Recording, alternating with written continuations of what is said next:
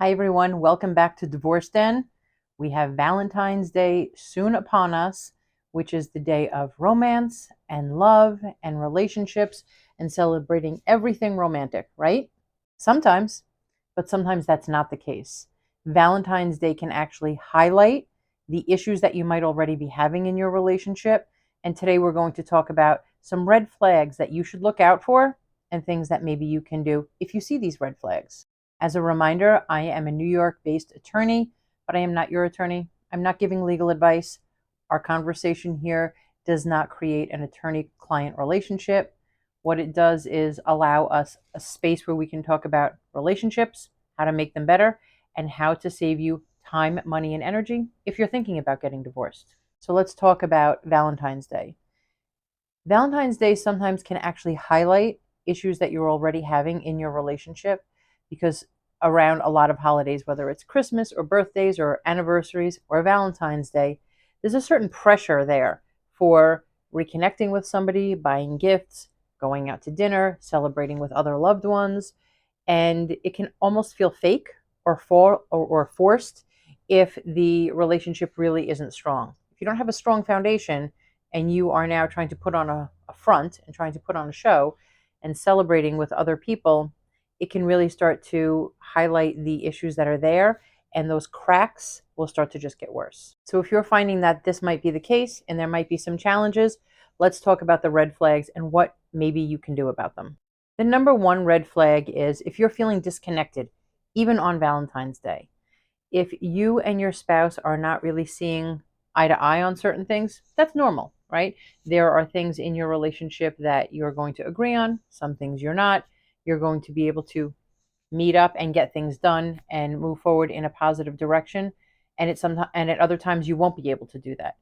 But if that disconnect is there for an extended period of time, or if it feels like something more, and you know that it's deep seated, then this is definitely the time to start re examining that.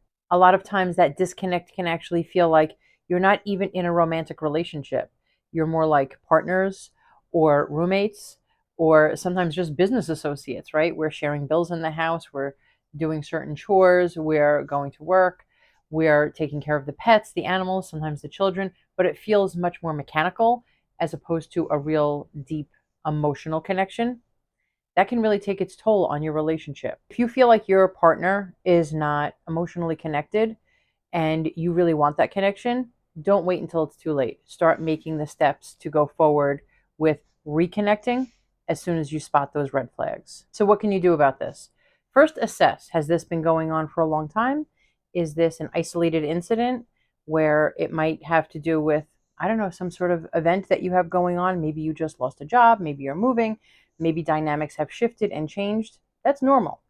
That's okay for that disconnect to happen for a little while you're trying to work through these other issues. If it happens for a long period of time, that's when you need to start being worried.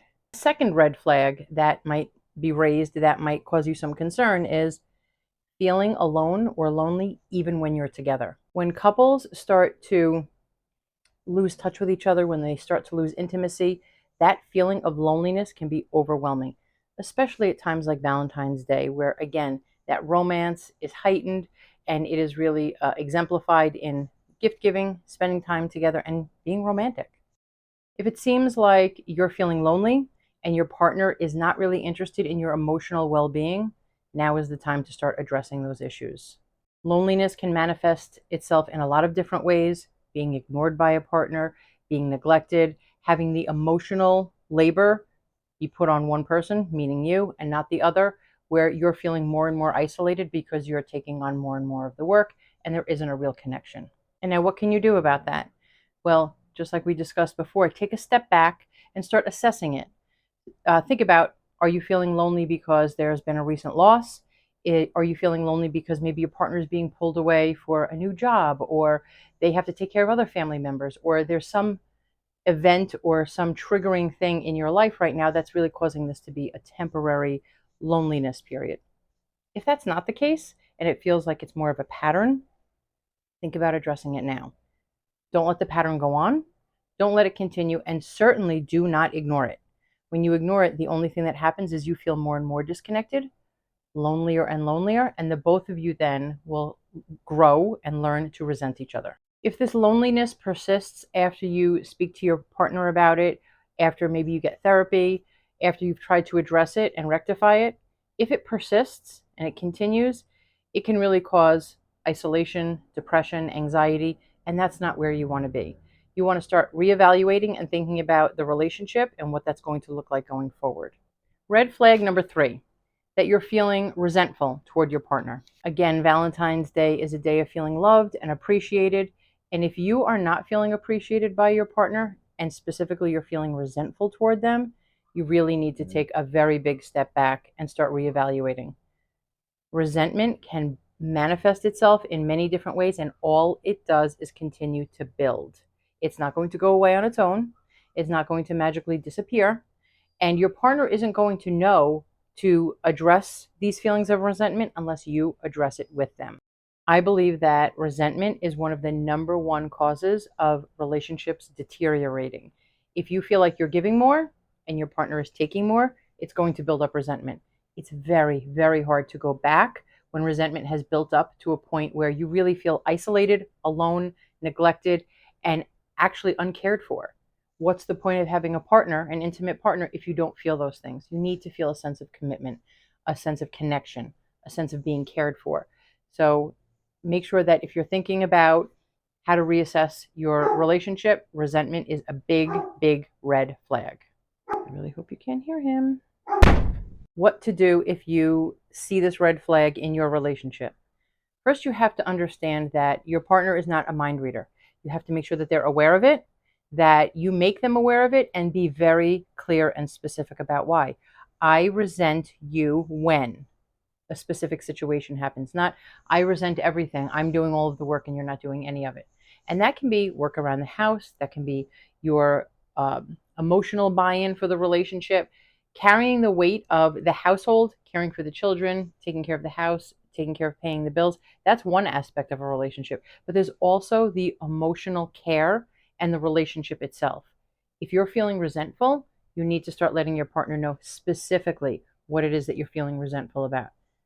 If you're met with more roadblocks, if you're met with a stone wall, if you're met with somebody who's very resistant to having an open conversation about it, then it's really going to be a time for you to say, you know what, I think that we need to take it to the next step, which might be therapy.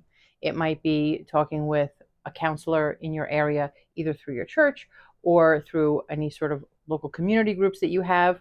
Although I always think that a professional therapist is going to really serve you best. But if your partner is not willing to take that step after you've been honest and open with them about the resentment, then you need to take that red flag very seriously. Red flag number 5, the open lines of communication have ceased. If the regular communication that the two of you have, which includes physical communication, right?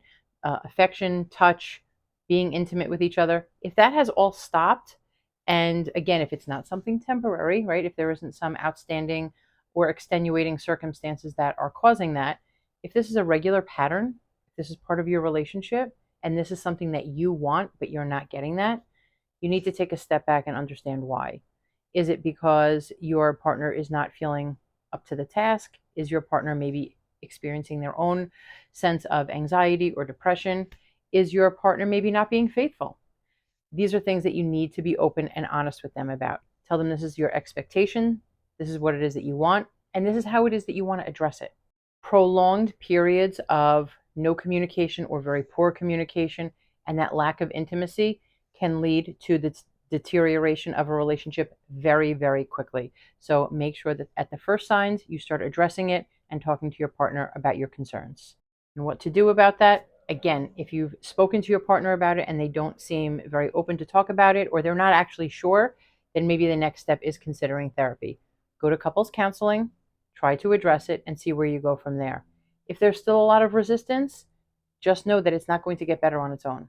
If your partner's not willing to hear you now to start making those small steps toward reconnecting with communication and intimacy, it's not likely going to happen in the future. The 6th red flag is that your relationship is actually affecting your well-being and your mental health, especially at a time like Valentine's Day where it's all about love and connection and sharing your best intentions towards someone, if you're feeling terrible about this relationship, if it's making you actually feel bad about yourself, if it's making you feel anxious, if it's making you feel not great physically, that's huge. That's a huge red flag. Our emotions manifest themselves in physical ways, so do not ignore it. Even being in the best relationships, your emotional health is really tied to your partner. So even when things are going great, your emotional health might be feeding off of theirs and vice versa. So imagine what it's going to be like in the reverse when things are not going great. It can really take that emotional feeding off of each other to a depth that you really don't want to be in. It's going to take you so low that you're not even sure anymore. Is this me? Is this the relationship? Is it my partner? You want to make sure that you are staying connected with yourself and what you need as far as your physical and mental and emotional needs, and you are really making sure that you're sharing that information with your partner. Some of the negative ways that a relationship can affect you if it's not working well is chronic fatigue, anxiety, depression, true upset, being sad, feeling lonely, and sometimes clinical depression. And you want to make sure that these are things that are not just left out there to take care of themselves, that you're addressing them immediately. And if your partner's not going to take it seriously, you can address it on your own. Go see a professional. Make sure that this is something that you're filling yourself up with as far as positivity, as far as self help, as far as professional help, and making sure that you're taking care of yourself. Your partner cannot make you whole, but if they're not at least going to bring their own contributions to the relationship and they're not going to help with your mental and physical well being, you have to take care of that yourself. What to do? Same old story. Communicate, get to therapy, and if that does not work, you're going to have to now reevaluate if this relationship is working for you and what your exit strategy is. No relationship is worth you feeling lonely, isolated, and certainly not feeling sick about. So we talked about a lot of red flags that you might be seeing in your relationship and things that you might need to do to change your relationship in order to get what you want. Valentine's Day is supposed to be a day of connection and love and highlighting all of the great things in your relationship. If you don't have those great things or you have more negative things than good things, then now might be the time to start reevaluating what it is that you want for your future. You can be your best Valentine.